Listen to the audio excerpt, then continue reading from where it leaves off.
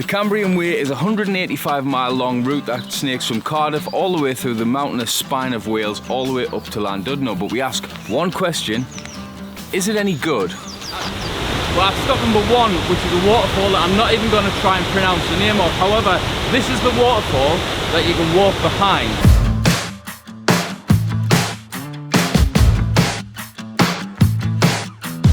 I don't know if you can hear how loud the water is, but there's an half coming down. I don't know if I'm actually going to be able to get all the way behind it. I'm getting soaking already.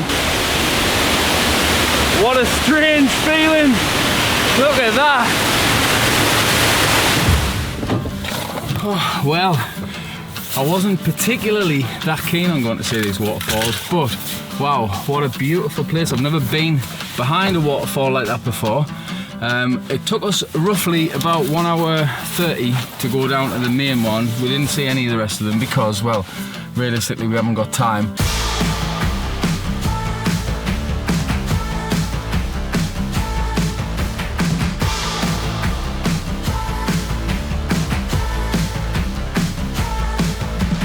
Being out to see the Welsh ponies that are dotted around Brecon area.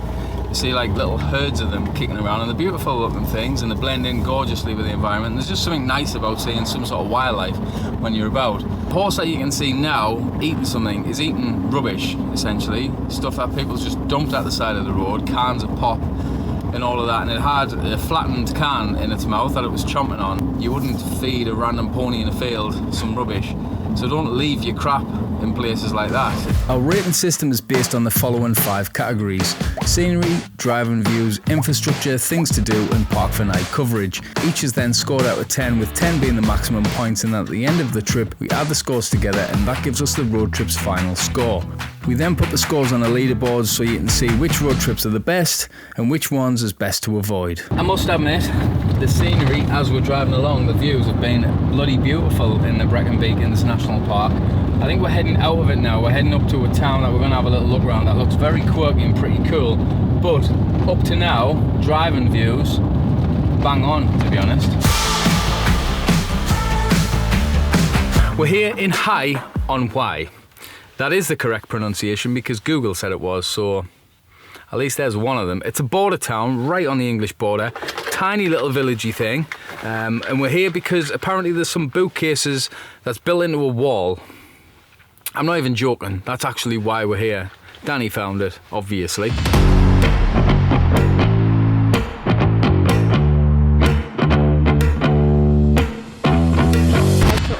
What a beautiful little town. Seeing a geezer painting, a pretty spectacular paint as well, to be honest. A nice little VW transporter in the foreground of it. But we're trying to find bookcases and we cannot. That's what we're here for, isn't it, babe?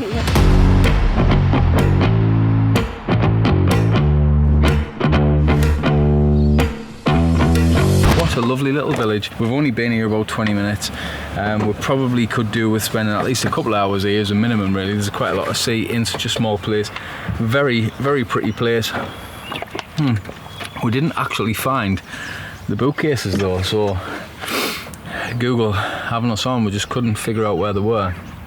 No doubt someone will be able to advise us that. We've been probably completely blind in the comment section, but that's of no use now because by the time you see this we've already left.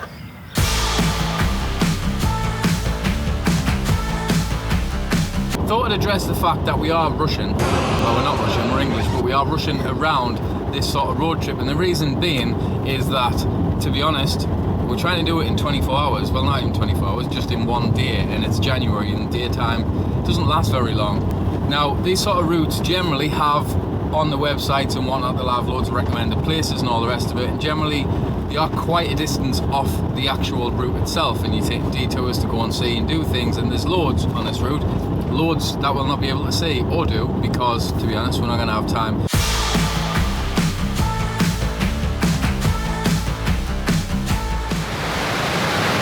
Such a shame that there's a no drone fly area over here because the footage would look unreal. I will have a look though to see if I can find any sort of drone clips online of this on like stock places like Storyblocks or whatever, because it looks gorgeous, and I bet the drone footage would look amazing. So if I do find any, I'll put it on now.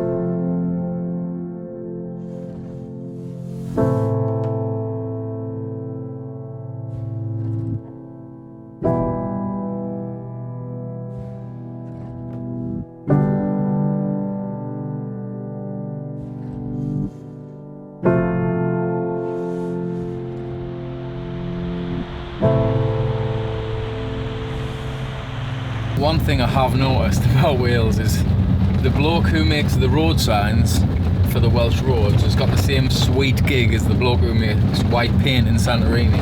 I wonder how many people in Wales speak Welsh to justify doubling the cost of road signs, presumably because like the amount of extra signage needed to fit some of them long words in comparison presumably the low percent. I mean, I can only imagine there's what, 5% tops that actually speak Welsh.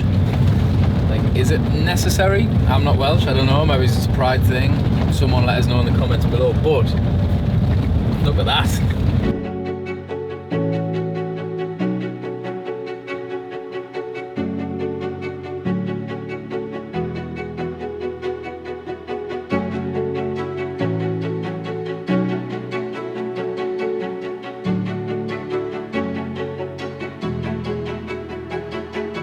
We're losing our race against light, it seems. It's now 4:15, and for some reason I thought that the sun would set a little bit later the further north you get, but it looks like I got that wrong. The scenery driving through Snowdonia has been breathtaking. The scenery now is breathtaking, and how much of it we get to show you I don't know, because to be honest we've got to try and finish this before it gets completely dark. But this road, to clarify, is one of the best driving roads I've ever driven on in the UK, and I love to twist about anywhere that's not Scotland, and this isn't Scotland, so that shows exactly how good it is.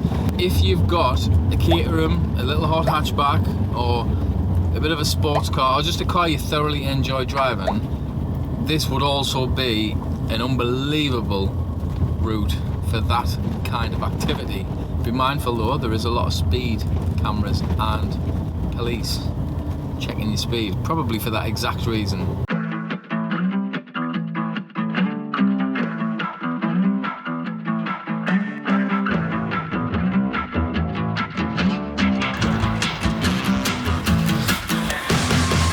We're here in Llandudno. We made it. We went for a cheeky Greek bit of food because we were starving. But anyway, on to the important bit, the scores. Scenery. 8. 7.5 for me. Driving scenery or views? Same as 8. 7.5 as well for me. Infrastructure? Very good 9. It has to be a 9 as well, to be honest. Things to do, I think for both of us has to be a 10. Whopping 10. There were so many things you could do, and for Park for Night, to be honest, there's so many places you can stay, campsites, off-grid, everything else dotted all the way across the route. I would have to give that a 10 as well. One of the prettiest routes we've ever done, to be honest, and I know the scores might seem a bit low from me, but I'm going as 10 as a benchmark of like Norway